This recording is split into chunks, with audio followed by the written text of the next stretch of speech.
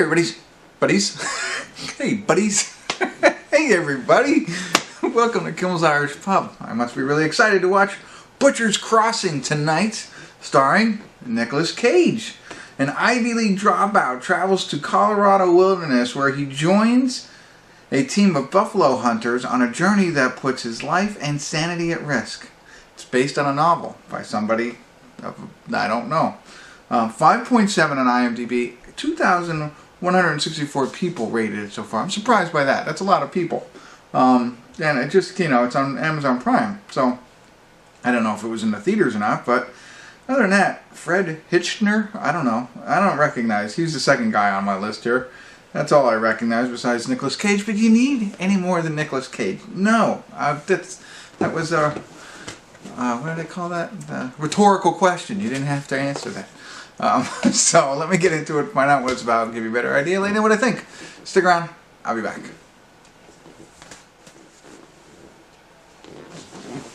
Hey everybody, we're at the credits of Butcher's Crossing, and I'm very, very disappointed.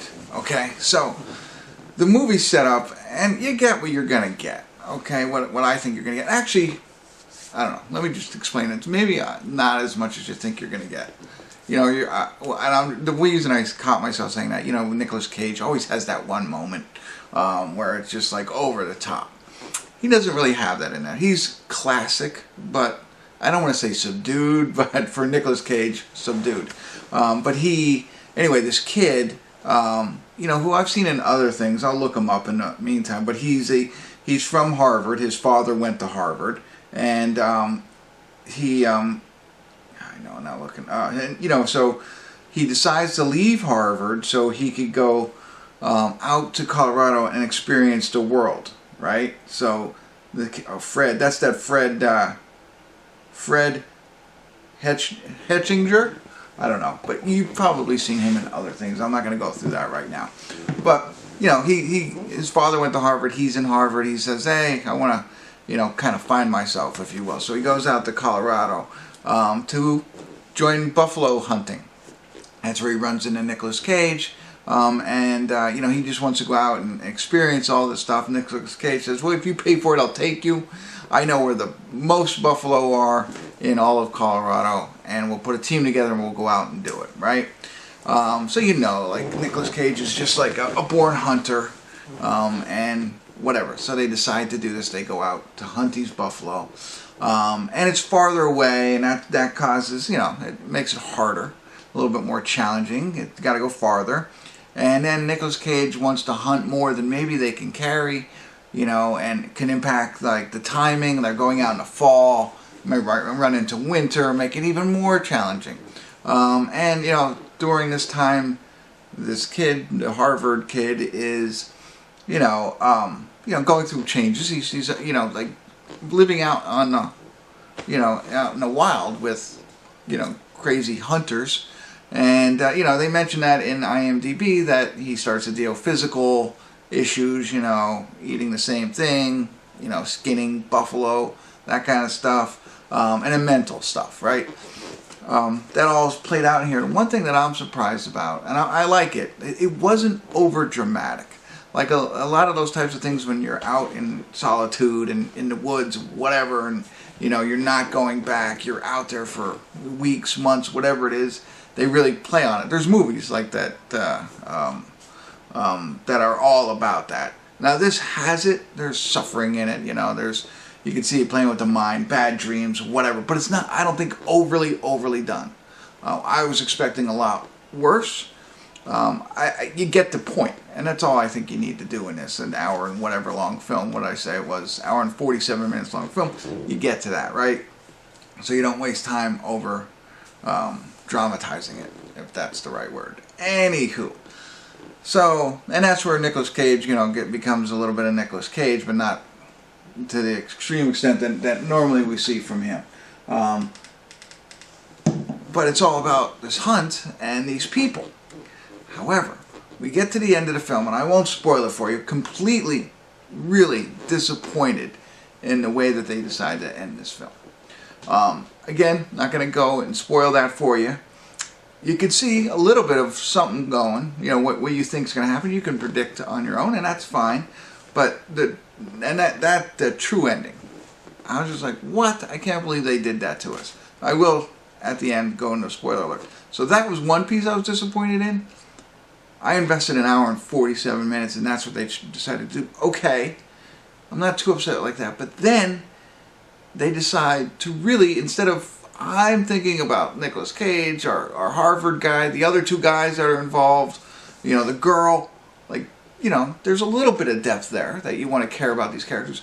But at the end, they made it about the buffalo and the bison, right? So no problem with that. I get it. You know, the words that they put up on the screen, like I look for at the end of a true story, which is, you know, great, wasn't about, it was just about the bison.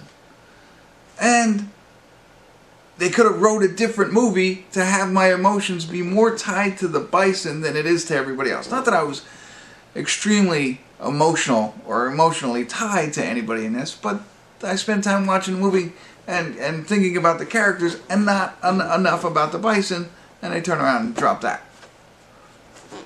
So that's why I'm upset, you know. You know, the movie wasn't fantastic anyway. It was entertaining. It was okay. I did catch myself on my phone, but at times I was like, oh, I'm missing something. So, you know, I felt like going on my phone, but I didn't want to miss anything. So it's like in a medium for me for that type of action. Nothing, it wasn't, anyway, it was an okay film until the end, and then it went down the tubes for me.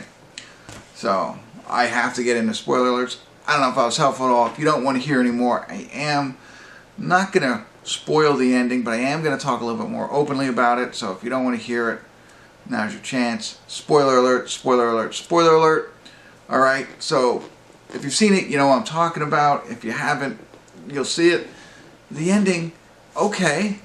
You know, the deal with the, I don't know, the skin trader or whatever, the fur trader guy. Get all that. I could see that coming, that's no problem. But then the guy just rides off into the prairie? Our Harvard kid? Like, what did he get from all this? I don't get it.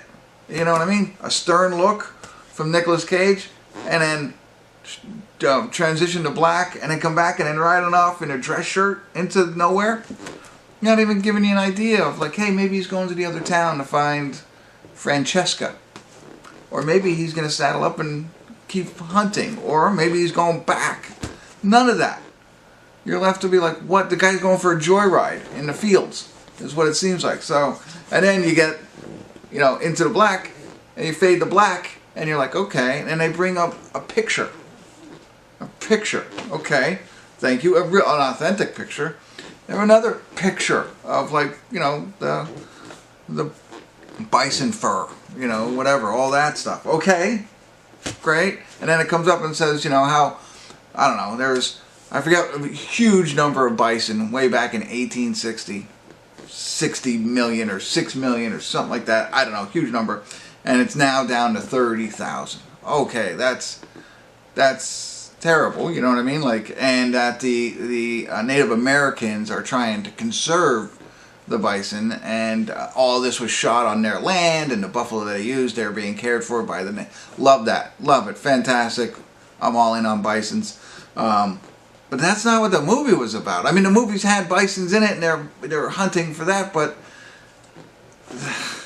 I don't get it. Okay. Again, nothing wrong. I'm pro-bison. Yes, conserve them, and everything. Nothing wrong. And I appreciate the Native Americans allowing filmmakers to make movies about this, draw awareness to this kind of stuff. But I don't think they did the movie right to draw awareness to it. They just made me mad and drew awareness to it. So there you go. That's all I got. I don't know if I was helpful at all. Pretty elevated right now. So I'm gonna give this movie a 4. Yes, I am. Not even gonna give it a 5. I probably would have been about 5 or 6 if they wouldn't have done that. And I don't normally go lower than a 4. I mean, the movie itself, what they put on the screen was good. You know, Nicolas Cage and the acting, and all that stuff, but then they just hit me over the back of the head when I wasn't looking at the end. That's it. Hopefully that was helpful. Sorry for the long review. If you stuck with me this long, I appreciate it. Thanks for tuning in. Kimmel's Irish Pub.